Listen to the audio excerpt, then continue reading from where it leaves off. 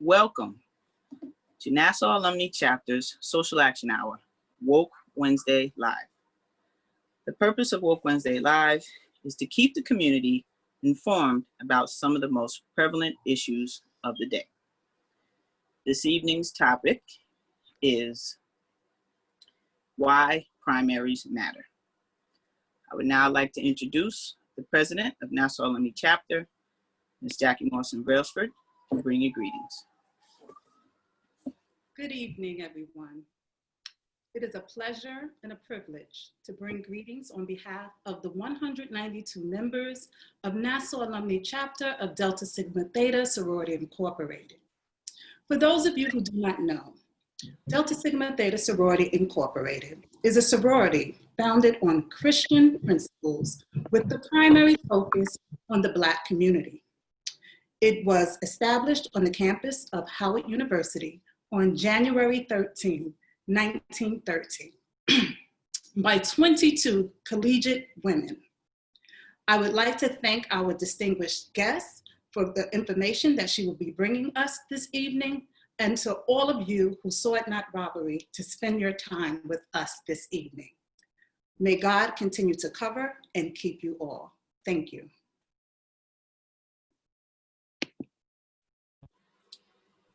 Thank you, Madam President. I would now like to introduce Ms. Kirandi Branch, member, Social Action Committee, Nassau Alumni Chapter, to open us in prayer. Good evening, everyone. Let us look unto the hills from which cometh our help. Our help comes from the Lord, the maker of heaven and earth. Father God, we come to you, our source of strength, our balm in Gilead, our provider, and our healer. We are in the midst of a storm that seems unceasing, but you have ensured us in your word that you are our balm in Gilead. Lord, we ask that you be with Nassau Alumni Chapter and the Social Action Committee this evening. We are asking you, Lord, to help us make an impact in our community. Allow us to be the bridge that our community needs, Lord. We ask these things in the precious name of your Son, Jesus, who died on the cross for our sins. Amen.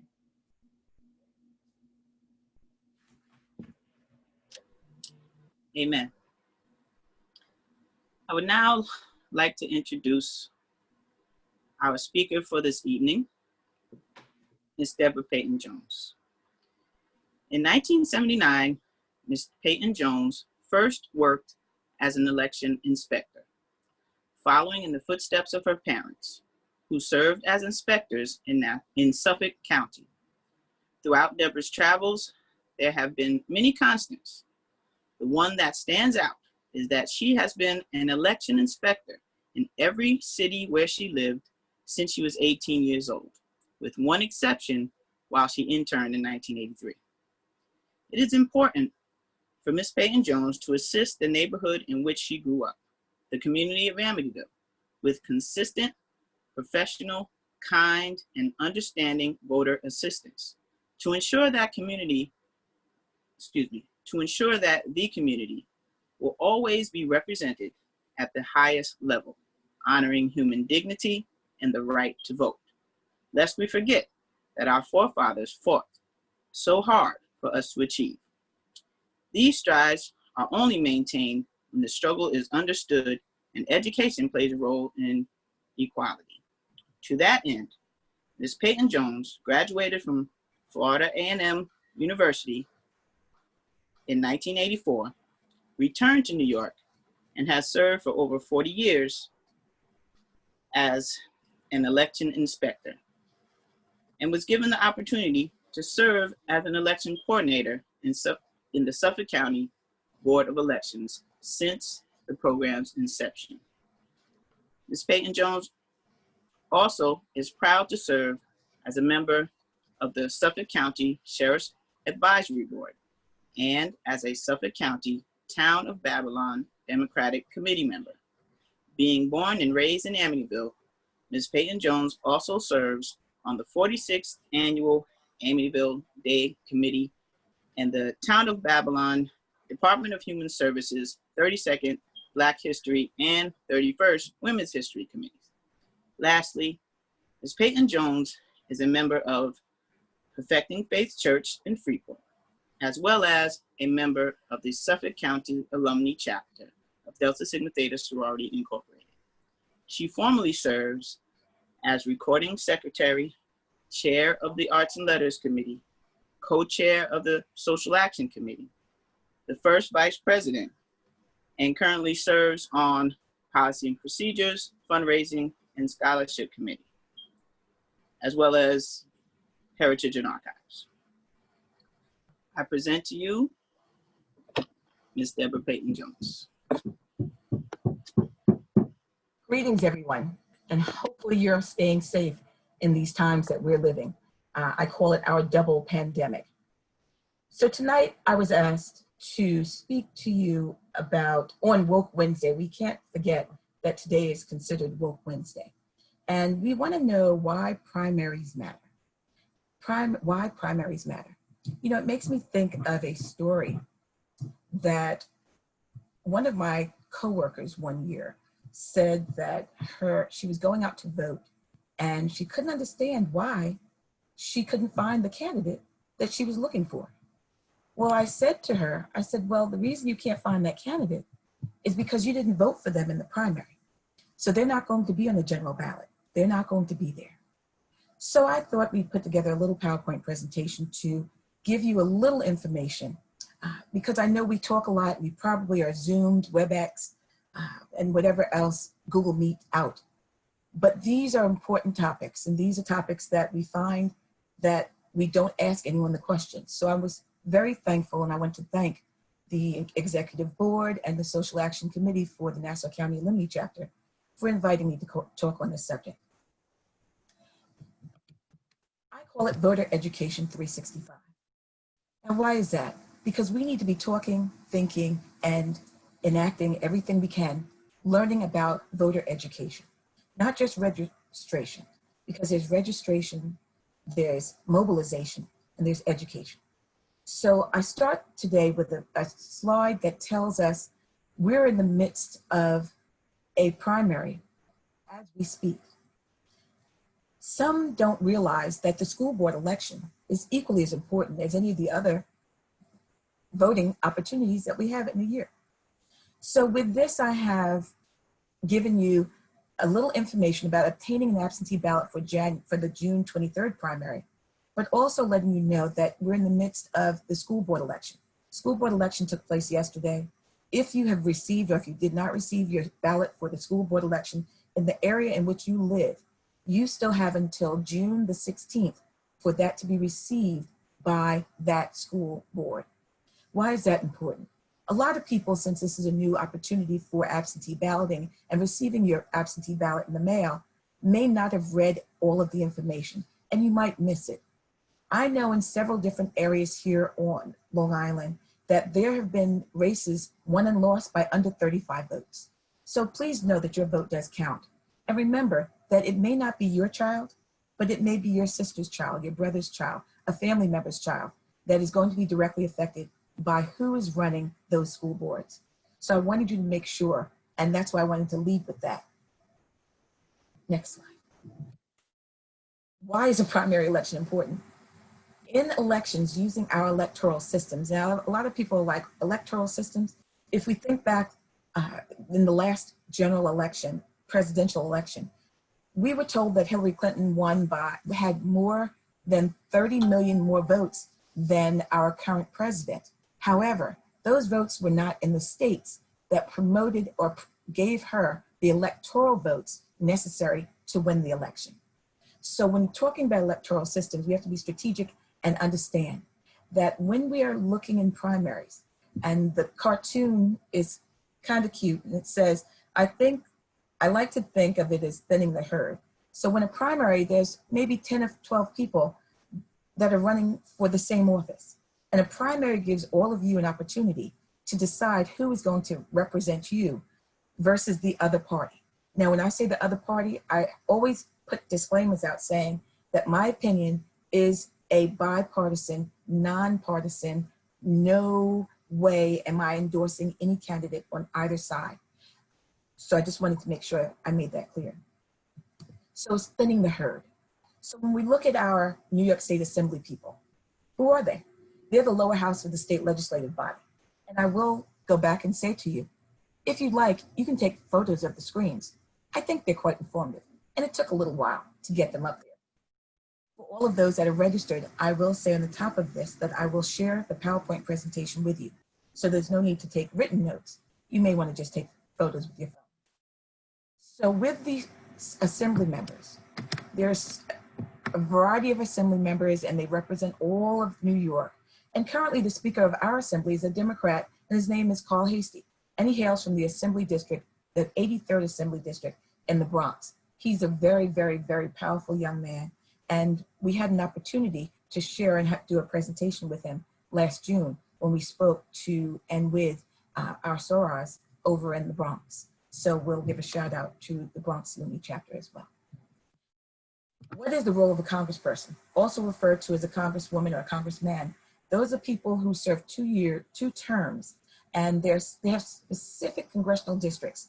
So among other duties that the representatives introduce bills and resolutions and offer amendments and serve on a variety of committees.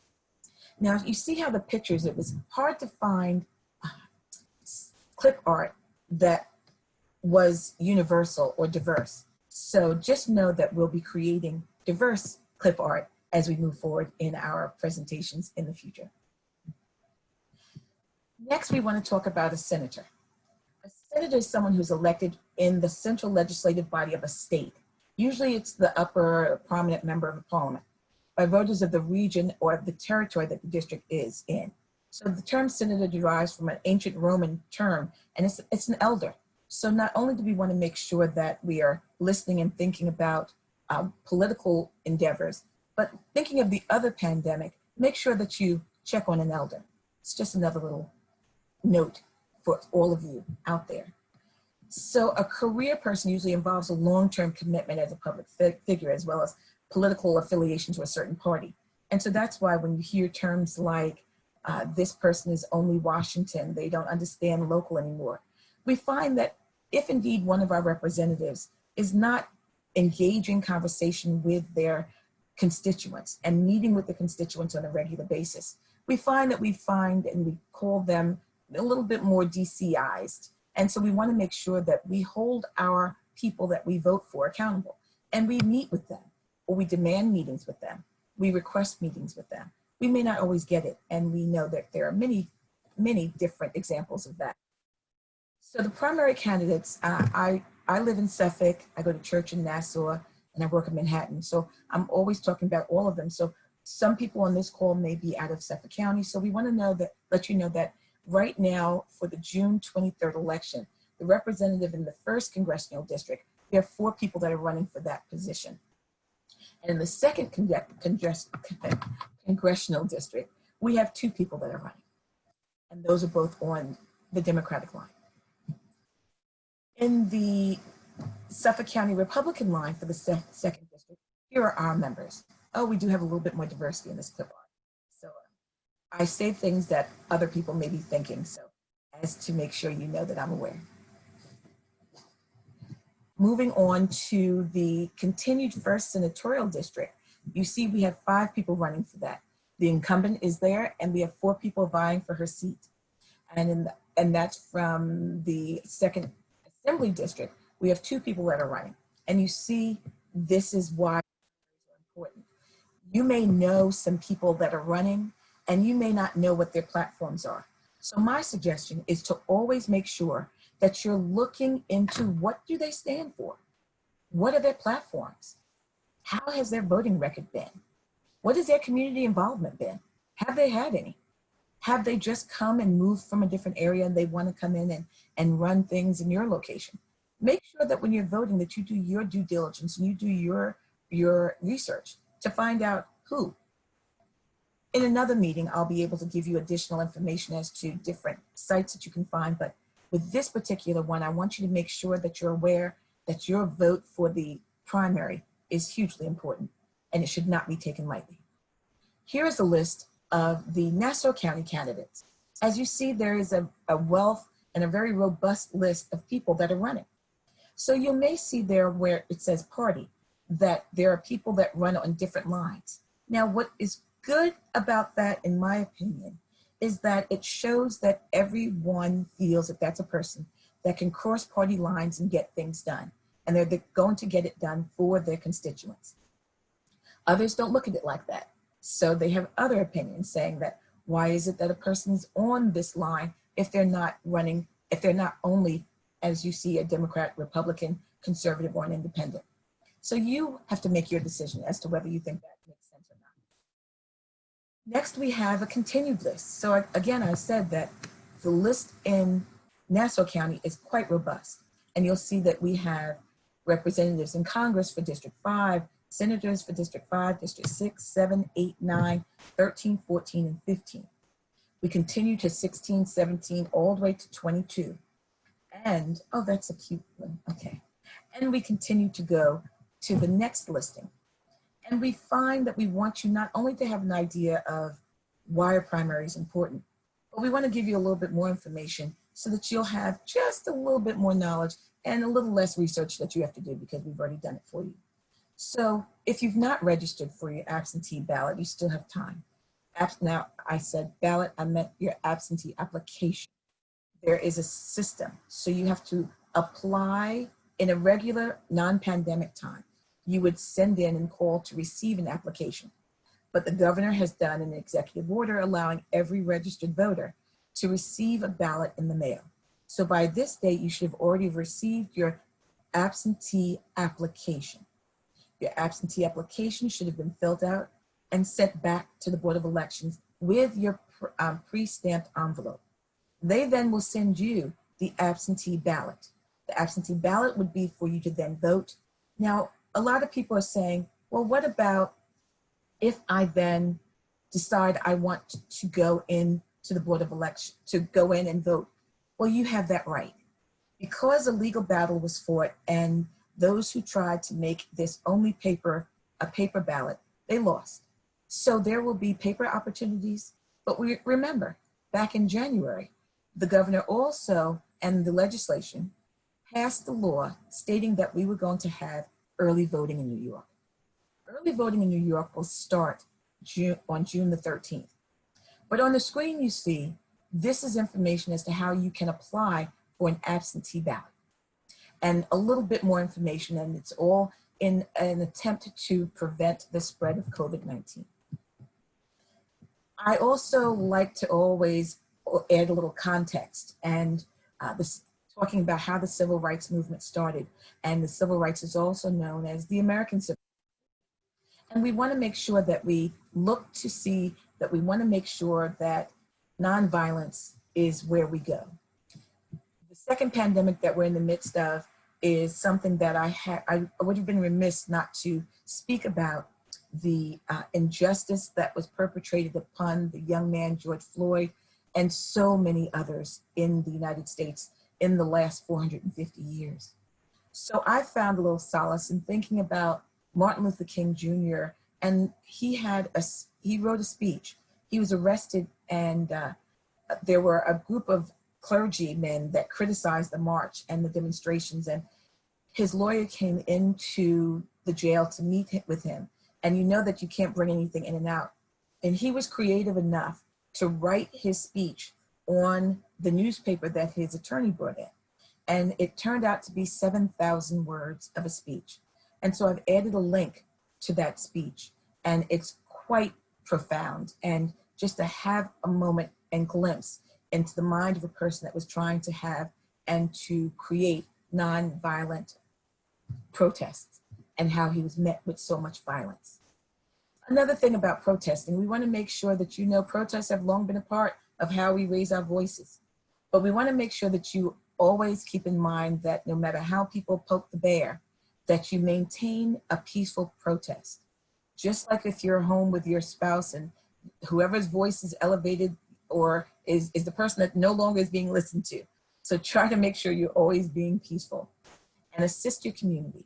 Again, I can't say it enough that our Black communities, I'm not saying that every community is not important, but statistics have shown us, COVID has shown us the disparate treatment and disparate monies that are poured into different communities. So again, I'm not saying that all communities are not important, But sometimes when you have to look at how you can make the chain, what do they say? You're only as strong as your weakest link. So let's build what has been considered over the years. Build them up so we're all strong links. And make sure that your neighbors, and you're getting your neighbors tested. Anyone that has gone out for a protest, the governor has also enabled 15 new spots. And if you say you've gone to a protest, they're to take you on the day that you arrive.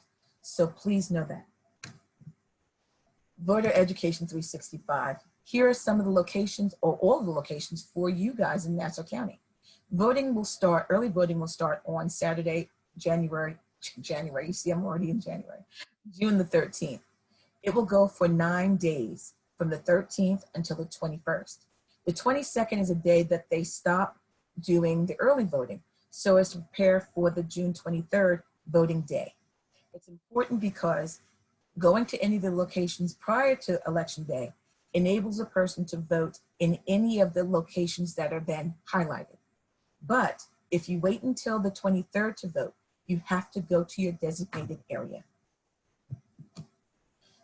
Again, Garden City, Hempstead, Hicksville, Lawrence, North Merrick, Mineola, Massapequa for you guys in Nassau County. And we also have West Hempstead. These are your dates and your times. Be mindful. The times vary. You know, it would be nice to get a consistent hour, but let's just be happy with getting the 9 days prior to the election that we have so far. So here are listed, and again, I will share this to everyone that has registered. I will make sure that I share it with Nassau County Alumni Chapter so that way they can share it with those that may not have registered.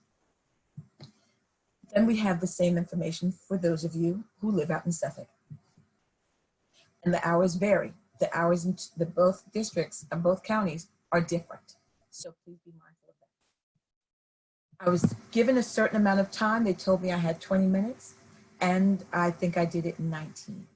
So at this time, I will turn it back over to Kira Bryant, and we'll be able to entertain questions.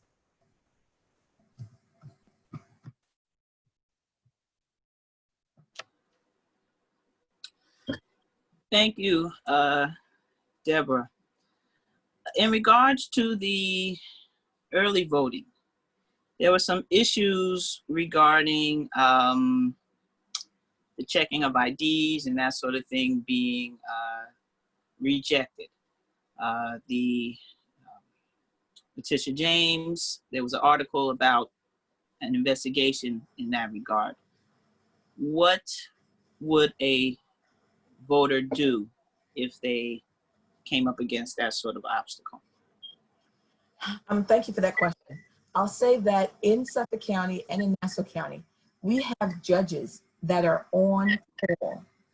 So if anyone feels that they're being denied their constitutional right to vote, they can then request from the clerk that's right there.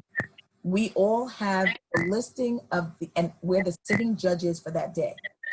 When you go in, they're asking you your information. They're not asking you for the ID. They're asking you for your address. And why do they ask that? They first ask you for the first 3 letters of your last name. Because in the last few years, we've gone to what has morphed into more of a digital world. So there's been more of a digital system. So in Suffolk County, as an example, we ask for the first 3 letters of your name. The person has an iPad. They click in the first 3 letters of your name, then your information comes up. And you will then be asked your address. Now, oftentimes people move. People may not say that they've moved. And so what's important is if you have a problem, immediately ask for the information so you can go to a judge. Now, a lot of people think that that's a lot of extra work. But oftentimes, especially in this climate with the pandemic, if you saw the news yesterday in Georgia, they had 30,000 brand new machines that they rolled out. And the people that normally work the elections, normally, and I'm not trying to disrespect anyone because I'm in that category, we're a little older than most people that are working the polls. So the people that are going to be working the polls this season may not be your regular people that work. Because as you know, COVID will attach itself to people of an old age and that have underlying ailments. So when you're going in, you might find you're going to get a different response, but you need to go in and know your rights and what the regulations are. And you can go to a judge, and the judge can allow you to vote based upon your information. There have been people that have come in and they live in the same house, and one person is in one district and one person is in the other district. So whenever I find these opportunities to talk to people, I let people know, I want you to go and check your registration status. Make sure that you are in the book and you're an active voter. If a person has not voted for 2 years, it's not impossible for them to be stricken and made inactive. So each different Board of Election does their own thing.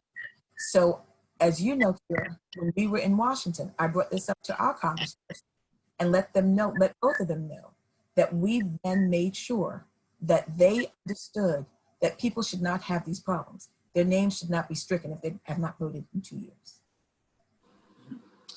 Yes, and that practice of purging after a certain number of years, how commonplace is that, or is that something that's set up by each Board of Elections, or can you speak to that just a little bit more?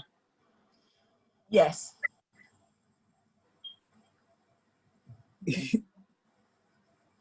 Yes. Hopefully that did it. Thank you. I got the message to mute my other people. The purging is quite interesting. To let the audience know, back in March, we went to Washington, D.C., and we had the opportunity to meet with our 2 Congress people that represent the areas of Nassau and Suffolk County. And both of them, we brought up to them the practice that we found of purging the books, rosters. And they both seemed genuinely shocked that this was happening and vowed that they were going to look into this. Now, again, this was in the beginning of March.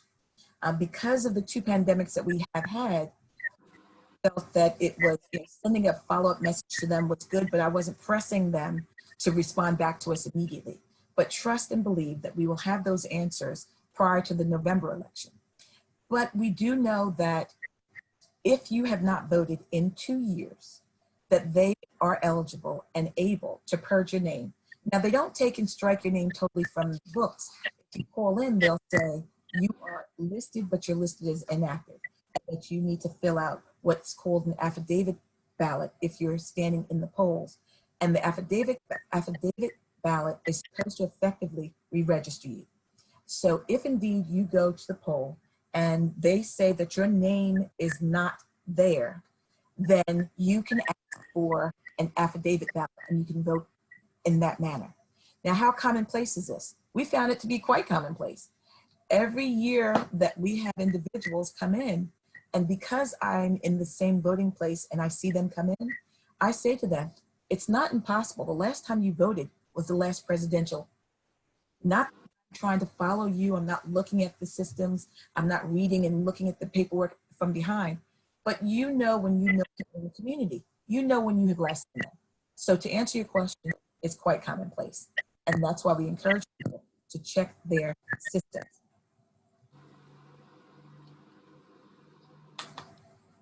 Is there, it sounds like something that could possibly be addressed with some legislation. Like what would be, there's a lot of different pieces of legislation being debated right now in the state. In different trips we've made over the years, representatives have discussed automatic registration and that sort of thing. But although it is, a critical part of our lives to vote in every election, every opportunity that comes, it is a citizen's, it's their prerogative whether to do so or not. And it just doesn't seem right that they should have to go through all that to, the whole purging. So it's like, how do we go about, trying to enact legislation? How would a regular person try to put a process like that into motion? I'm glad you asked that, because I will say that you being the social action chair in Nassau County, Nassau County Delta, and me being the social action chair in Suffolk County, if a person that's listening wants to write their feelings, and they can send it to us, and they can say, this is my thought, this is what I feel should happen. What we have already discussed is writing legislation for our different counties and writing it and bring it to our legislators. We have a bevy of people that we want to make sure that protocol is always followed. We never want to step on the feet and go to our congressperson or to our senators and our assembly people when we are looking first to start local, because as most people know, all politics is local. So by getting and going in, and Nassau County does a very great job at going in and meeting with your legislators. So by going in and meeting with our legislators and reading what is already on the books, to be able to see how we can amend, repeal, add, or create is something that is a part of our being in a democracy. So we can do this. And as we're looking to see and read the exact letter of the law as to how it's written and what it is and why they feel that it's important that we need to strike names after 2 years, we can be effective in making sure that new bills, laws, and amendments are made to make sure that we're speaking for all the people and not just for the people who come on the day of elections. Okay, thinking more about primaries again. How does one even get on the ballot locally? How do they get on the ballot locally? Well, you know, it's really great to see democracy at its best when we have an opportunity to express ourselves and be able to say, you know, I can do that job. Why can't I do that job? So earlier in the presentation, I wrote down what some of the positions were that are in this current June election, because the June election usually is for the presidential primary, the June primaries. During an election year, we used to have 4 elections, and one dealt with the presidential primary, one dealt with the judges and the federal level, and then we went straight into the regular primary and then the general election. So if a person wants, they first have to decide what type of commitment do you want to do? Do you want to do local? Start off on the school board. Start off by running for your school board and getting an understanding of the basic level of a school board trustee. What do they lord over? Then if you find, you know, I've done that, that's great. Then you want to move up. You want to be a county clerk. You want to be a person who is there making that you may want to be the one who's the receiver of taxes. You may have a degree and you may be a CPA, and you may feel that being the receiver of taxes would be something for you. You may also want to look into the legislators. Look to see what our local legislators do. You see them doing ribbon cuttings. You see them giving proclamations. You see them doing resolutions. So what is it that they do? Each different county, actually each town within each county, has different roles and responsibilities for their legislators. So in looking up and always being asked similar questions, I looked at the difference and the variation in what different trustees do and different legislators do. And then you have to also be mindful if you live in an incorporated village. You know, I know that there's an incorporated village in Freeport, there's an incorporated village in Babylon, and those rules and laws are a little different than the others. So you have to first find your niche, and then you have to find out what time you're going to commit. Because all of these jobs don't pay a lot of money. So don't think you're going to get into a position that's going to then make you not be able to have your job. Most of the legislators here in Suffolk County have additional jobs. It's not just one job that you have. So once you decide what your niche is going to be, then you reach out to the party that you're affiliated with. You reach out to the party and let them know that you're interested. Being active in your party helps, because if there's a position that comes open, whether it's because someone is sick or they're going to take another position, they'll look to people who've been active with that particular party to then reach out and get them to run for different positions. You mentioned different primaries being held. So The presidential primary is usually held separately here on Long Island than the folks who will be contested on the 23rd. Is that Not just in Long Island. In New York, we've had the primaries have been a federal primary. We've had a presidential primary. If you think back, we've had a primary in the month of March. We've had a primary in the month of September.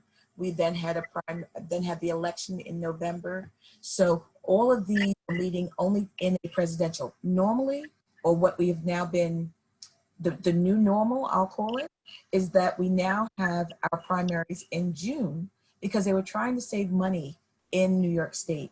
And instead of having a primary in September, the primary was held last June. And a lot of people were calling me and saying, I don't see anything about the September primary. When am I going to get my information? And I would write back to them, there are no more September primaries. The primaries now, not in a presidential year, are taking place in June. And then you'll go to your regular election or your general election, which takes place in November. Now, each different area has a special election. If indeed someone vacates a position, then that leaves a position open for a runoff or another election. So I'll give an example. In March, our county legislator, one of our county legislators, moved to another position, and it left a position open. So March 10th, we had a primary that most people were shocked about, but it was to fill a position. So they do have the opportunity to have a primary that they call, or have an election rather, that's called a special election. so? In the case that it's not special, is it finally just June the time to look for? Because that just seems like kind of confusing, having multiple different times. You know, we all know, we're familiar with, you know, when we all vote and everybody has to participate for the process to truly maintain its integrity. So why things like that? Well, I mean, I have my ideas why, and I'll hold on to that. But how was that kind of information rolled out? You know, you said folks were calling you in September. And I remember there was some confusion even this year, you know, being that people are just thinking presidential. There was talk that, oh, the primaries are canceled. So when things like that are out in the air, who does your regular person go to if they don't have their own Deborah Payton Jones in their county? They should call their Board of Election. The Board of Election, I'll give you an example of when I am on vacation, I call Cablevision because I want to know if there's going to be a discount for longevity. So when you have time, so everyone has to find their time. So I call Cablevision, I call the Board of Election, I call all the people during the year I don't have time to talk to. And I ask the questions that I will then have later on. So my suggestion is we first send out to we meaning when I do a voter registration drive, as an example, I then ask the individual that's registering, can I have your email so I can remind you of the election? I don't need to know all the data from their voter registration card. I don't need to know what party they're in. But if they give me their email and they willingly give me their email, I can send them a reminder of the elections. So you may have heard the buzz around because now no longer do we just have channel 2, 4, 5, 7, 9, 11, and 13, and we're watching our own local news. Now we're watching news from across the world every single day. And so it's quite easy for people to get a little confused as to what pertains to them. So the New York State has websites. They have, but I don't even want you to go there. I want you to go to your individual Board of Election. Contact your commissioner. Each Board of Election has commissioners specifically for whatever party you're registered for. And the two primary parties are the Republican Party and the Democratic Party.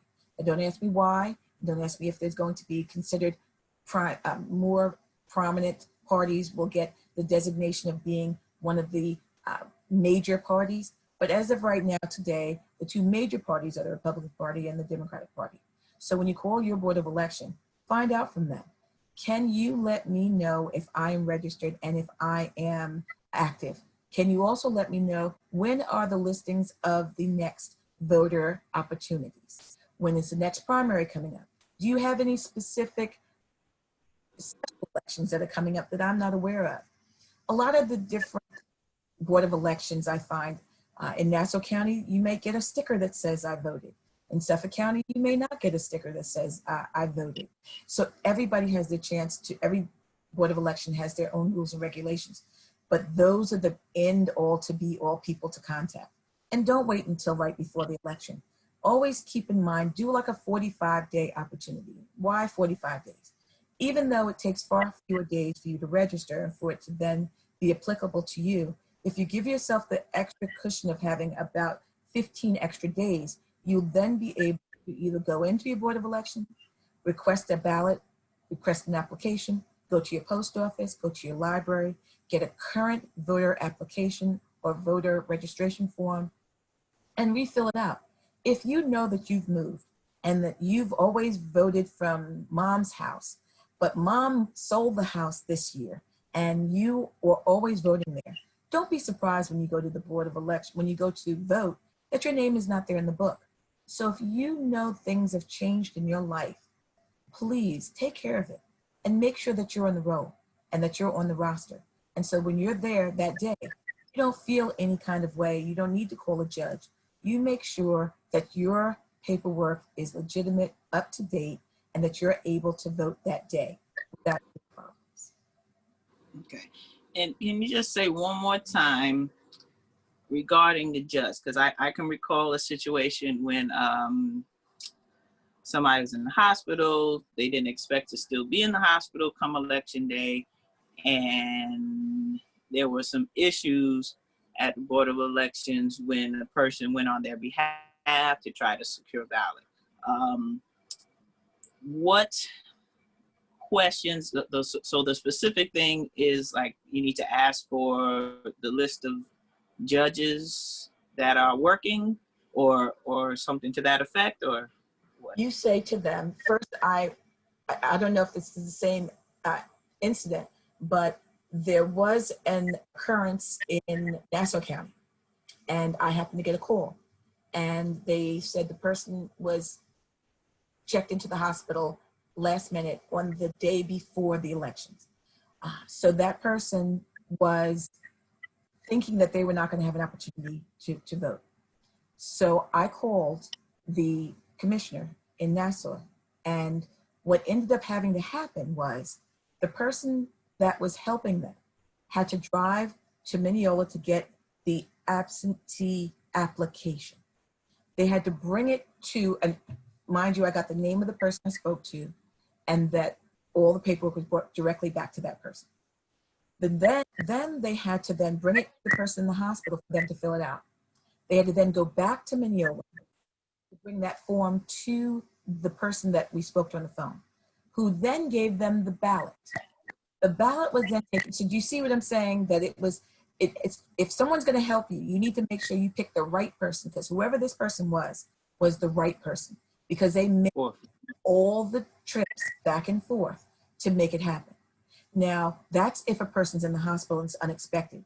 So we'll go back to a point I made earlier, that it's imperative, in my estimation, whether or not you have any thoughts of travel, whatever you are thinking for the election, that's why the word is called an emergency. We don't know what can happen. So if you have gotten that opportunity to fill out an absentee application, whether you're fine or not, you can have any kind of an occurrence. I suggest that everybody fills it out and receives the ballot. Why? Because having the ballot and an emergency happens, you then do not have to go through an angina attack. You have the paper. But if you then are well, you can still go in, even if you submitted an absentee application and then a ballot, you can still vote on election day. They will then see that you signed the book in person and they will not count your paper ballot. So the words and the how can I say, the false statements that are permeating the world that means you're going to be voting twice are incorrect, because they verify and check the ones that come through on election day. They then verify if a person has voted in person, and then your absentee ballot is not accepted. So if indeed a person wants to make sure, fill out an absentee application. I tell my students that as well. You don't know where you're going to be on election day. Are you going to be in your dorm? Or are you going to be home? You don't know where you're going to be. But having that duality of the opportunity to be able to vote in paper, by paper, or in person should have people rest at ease.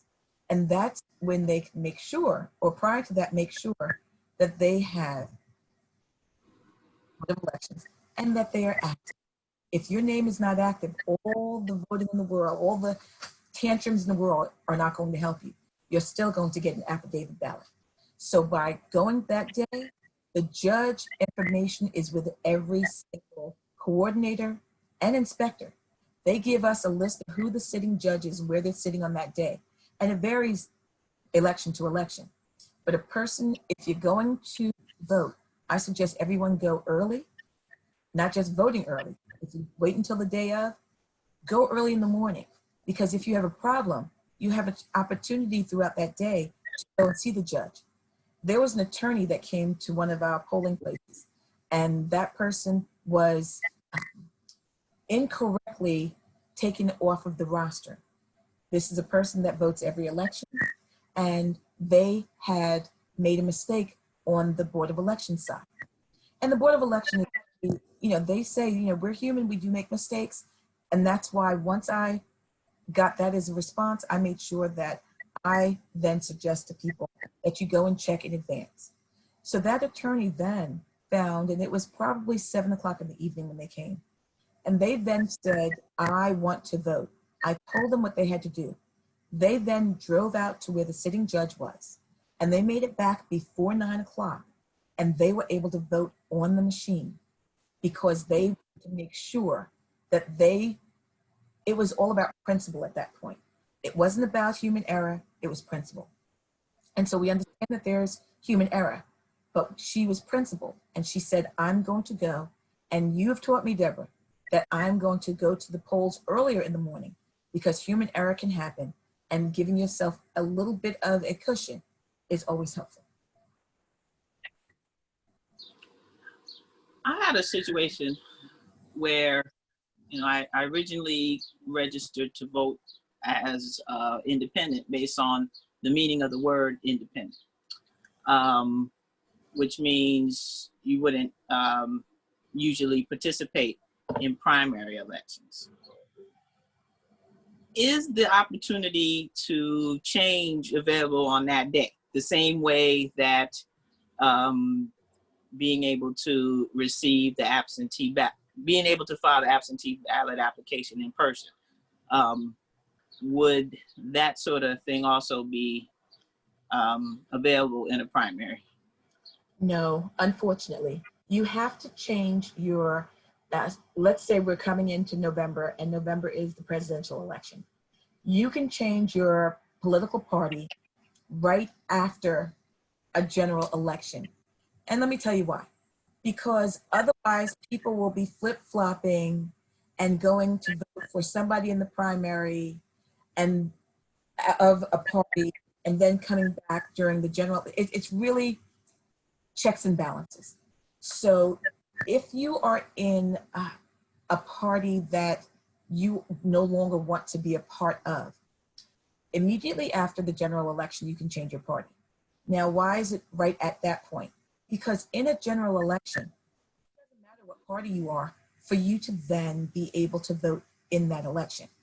Only in a primary. The primary gives the primary people that are representing a party the opportunity to vote for the candidate of their choice, and the candidate that meets their values, their platforms, and that they would like to see represent them when they go to the general election. So it's a checks and balance situation that you cannot change it during the actual primary. I will say that only once in my 99,000 year time doing the elections did they allow people from one party? So I believe it was the Independence Party. I could be wrong. I have to go back and think. Blame this on a senior moment, not on. So it was either the Independence Party or the Conservative Party that was allowed to vote in a particular primary because the heads of those two parties felt that the issues and the people that were running, they allowed it. It was quite confusing for the people that came in to vote. It's something that has just happened once in my history. Okay. You mentioned a lot of things about scenarios, about obstacles on election day and how to overcome them, and also ways to be proactive by checking 45 days in advance. But we've been trying to overcome some major voter apathy in our region. You know, historically, to know that I believe 60% has been the highest percentage New York State has reached in an election since like the 50s or something like that. So how do we reach the people who don't really understand that the importance of voting in generally speaking, let alone a primary? Well, I think that this type of a forum, and you know, when we look at how the pandemic happened, and again, to be remiss that the second pandemic that happened after the horrible on-screen, I can't even speak to that, but the key is forums like this that are multi-generational are what are important. Oftentimes we don't have people that are of the baby boomers and then the Generation X and then the Z and then the millennials and whatever's next. So the key is to be able to take this video that you're all watching, because it's not only being zoomed out, it's on Facebook. And so all of you who are watching this that feel that any of the information that you receive today is important, then you can then share this with your friends. Let's make this viral. Let's make having people understand that registering to vote and absolutely voting is something that is just an amazing opportunity for us to partake in. Let's make sure that if indeed people are complaining about what is and what is not going on in their individual lives. So think about the person who complains about, oh my God, my grandmother's yard wasn't plowed, or her street wasn't plowed. And you have to be able to make sure that you are in the game. If you're not in the game, what does Lotto say? You got to be in it to win it. So people that complain about everything, start by registering to vote and voting and understanding the process. Because once you do that, you'll find that it's not difficult. And you too can make and have a voice.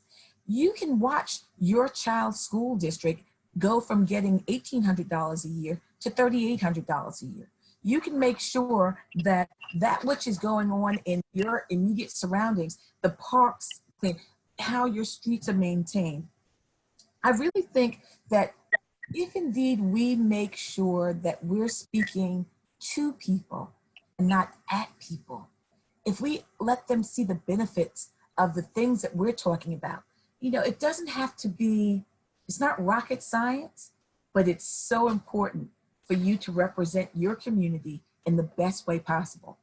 Young people come up all the time and I ask them, have you ever heard of the NAACP? Have you ever heard of the League of Women Voters? What about your civic associations?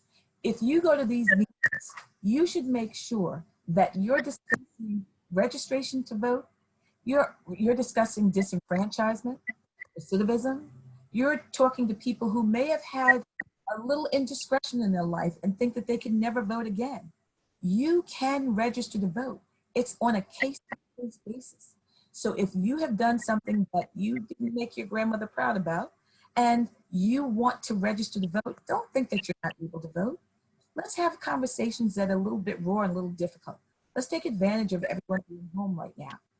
Let's take advantage of everyone being home, and everyone should register to vote. And then after you register, you should make sure that 10 of your friends register as well. And then those same people that you help register, go together to vote. There are nice people that are at the Board of Elections. There are nice people there at the front door when you go to vote. So just make sure that you leave your attitude in the car and come in wanting to actually make a change, because you can be a part of the change. And if you're not a part of the solution, then you know what the other part of that is. Then you're part of the problem. Thank you, thank you, thank you very much for sharing wealth of information. We have a long road ahead of us, as we know, but we are definitely in it for the long haul. In addition to voting in every election available, which is one of the most basic ways to engage in the political process. You know, we're also seeing a very clear, I would say the most basic, which is engaging in protests, exercising your freedom of speech and freedom of assembly. There's no age requirement related to actively protesting any cause, or, you know, or letting your feelings be known. You know, that's something that that goes without saying. But the next basic method of political engagement is voting. You know, the voting process has evolved significantly since the first presidential election and the first presidential primary even. You know, it wasn't something that was enacted nationwide. It started in Florida in 1901. Other states thought it was a good idea.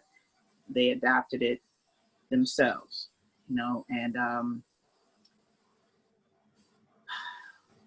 it's just so important. It's just so important. You know, the importance of primaries in the U.S.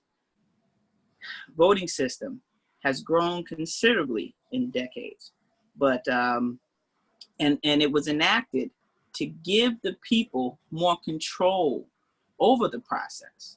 You know, as I said, there was some confusion regarding whether or not there would be a presidential primary, and there's been a lot of talk and upset feelings over that. But we know, and as the purging practices in Suffolk demonstrate, if you don't exercise a right here in the United States, you're likely to lose it. And that's why it is so important for us to take advantage every opportunity we get. So, as stated, go ahead, Deborah. I have one thing I want to say before we close out. I want to share this, the census. We can't leave this conversation without speaking about the census and how they go hand in hand. The census is so important. Since the pandemic, we have gotten an opportunity to have the census data collection be extended through October the 31st. Now, sitting on the Complete Count Committee, it's really important for you all to know that the census, whatever numbers of people are in your house, I don't care if you have grandma in the attic, Uncle George in the basement, and Sister Sue in the dining room. Count all of them in your house. These numbers will then be used for the next 10 years for you to receive funding in your area, your municipality, your village, your town, so what I want you to make sure you do is to know that the key is that there's been a lot of other information stating that if you're a person that's not a documented person, that you're going to be found out. No, the information that the census collects is private for 72 years. So if you have somebody living with you for 72 years, and that's like a lot. So you really need to deal with that on a different issue. But no one is going to know who's in your house for 72 years when those records are then released. So for the sake of your parks, your streets, your education, make sure that you count everyone. A person, if she's pregnant and she is going to have that baby before October 31st, write it down. Wait until October 31st to fill it out so that way you'll know that you're counting for real.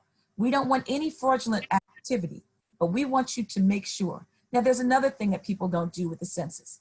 I know a lot of people think that since this is a new day and time in our life, that we don't have to check Black. I look Black, so I'm checking Black. So other people may feel that I don't want to check that. Well, the census does a lot of programs, or the census information generates data that is used for other programs. So if you're not Black on the census, fine, but you can't be Black tomorrow. You can't not be Black today. So, and I'm saying that for all races. If you check who you are. I know it may not sit well with some people, but those of you talking about, check Black.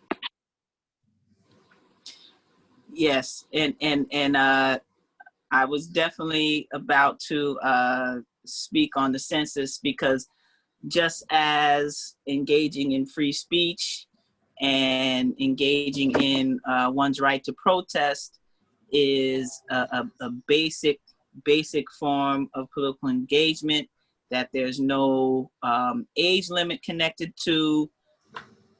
The census is similar to that. You know, the adults fill it out for the family, but the children can be, or the young people, whatever, you know, whether you're a child that's, 5 years old or 45 years old, you can be involved in making sure everybody in your community is counted. So you see information on the screen in front of you, the numbers, the 800 numbers available in different languages. As it was stated earlier, this affects the next 10 years. Our census count last year for New York State, that 60% number seems to be the number we familiar with here in the state. 60% for voting, and 60% of the state replied to the census in 2010. So just when you think of the funding, when you think of the current times with the virtual learning, if your child's district, this is especially true for those minority districts and those people who should be checking Black, whether they're checking Black or Black in another language. For those of us whose children are educated in those places, imagine if there was 40% of additional funding for that district. The obstacles in rolling out the virtual learning wouldn't exist, because it's proven the benefits of learning with technology, and it would have already been in place. Funding issues regarding the lack of these things would not be an issue if we all complete the census. So let's activate the young people. Let's figure out how we can work together and get the word out there. And interestingly enough, our upcoming Woke Wednesday live topic is bridging intergenerational gaps. So we look forward to everybody who has joined us today, joining us in 2 weeks, same time. And just be on the lookout for that flyer, and thank everybody for your support. Get the word out. Primaries June 23rd. Deadline for sending your absentee ballot application, June 16th. You can go to the Board of Elections to pick up a ballot up until the 22nd, and even on the 23rd with the help of judges on site. The poll inspectors and poll inspectors have the information regarding the judges. So rather than asking general questions, you can go to the inspector and ask for the list of judges that will help you remedy whatever is preventing you from voting on June 23rd. So with that, I will again say thank you, Deborah Payton Jones. Thank you to the community. And we look forward to working together to make sure we are all counted in the ballot box and in the census rolls. Stay woke, Vote Wednesday. Stay woke. Thank you for having me.